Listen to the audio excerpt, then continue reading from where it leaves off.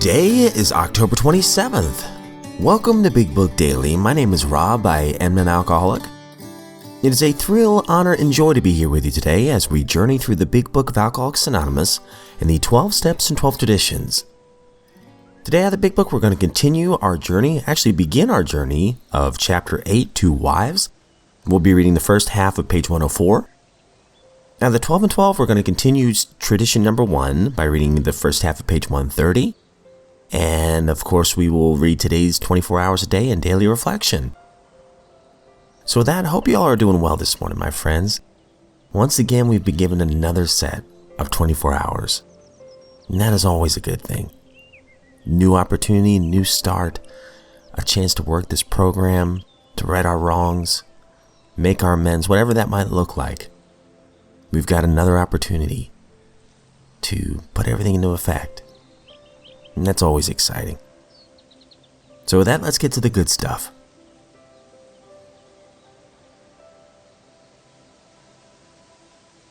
At the Big Book, we're on Chapter 8, Two Wives. We are going to be reading the first 2 paragraphs today. With few exceptions, our book thus far has spoken of men. But what we have said applies quite as much to women. Our activities in behalf of women who drink are on the increase. There is every evidence that women regain their health as readily as men if they try our suggestions. But for every man who drinks, others are involved. The wife who trembles in fear of the next debauch. The mother and father who see their son wasting away. Among us are wives, relatives, and friends whose problem has been solved, as well as some who have not yet found a happy solution. We want the wives of Alcoholics Anonymous to address the wives of men who drink too much. And what they say will apply to nearly everyone bound by ties of blood or affection to an alcoholic.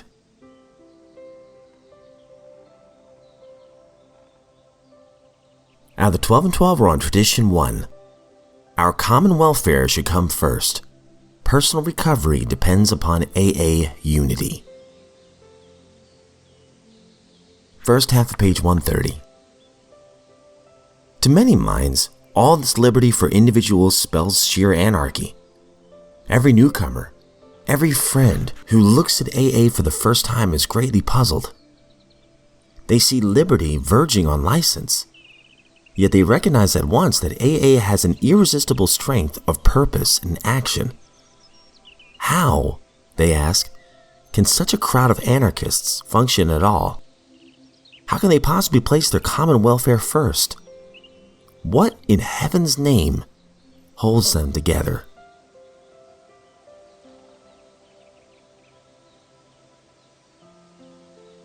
"24 hours a day, October 27th. AA thought for the day. 7th, I can help other alcoholics. I am of some use in the world. I have a purpose in life. I am worth something at last. My life has a direction and a meaning. All that feeling of futility is gone. I can do something worthwhile. God has given me a new lease on life so that I can help other alcoholics. He has let me live through all the hazards of my alcoholic life to bring me at last to a place of real usefulness in the world. He has let me live for this. This is my opportunity and my destiny. I am worth something. Will I give as much of my life as I can to AA? Meditation for the day. All of us have our own battle to win. The battle between the material view of life and the spiritual view. Something must guide our lives. Will it be wealth, pride, selfishness, and greed? Or will it be faith, honesty, purity, unselfishness, love, and service? Each one has a choice. We can choose good or evil. We cannot choose both. Are we going to keep striving until we win the battle?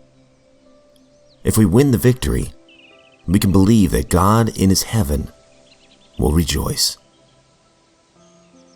Prayer for the day. I pray that I may choose the good and resist the evil. I pray that I will not be a loser in the battle for righteousness.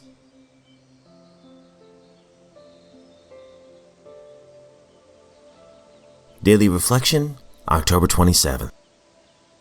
Global sharing. The only thing that matters is that he is an alcoholic who has found a key to sobriety. These legacies of suffering and of recovery are easily passed among alcoholics, one to the other.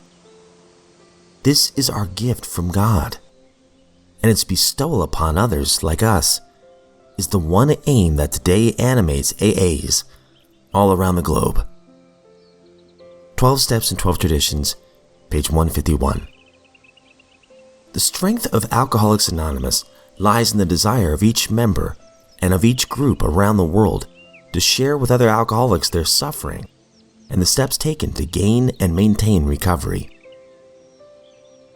By keeping a conscious contact with my higher power, I make sure that I always nurture my desire to help other alcoholics, thus ensuring the continuity of the wonderful fraternity of Alcoholics Anonymous.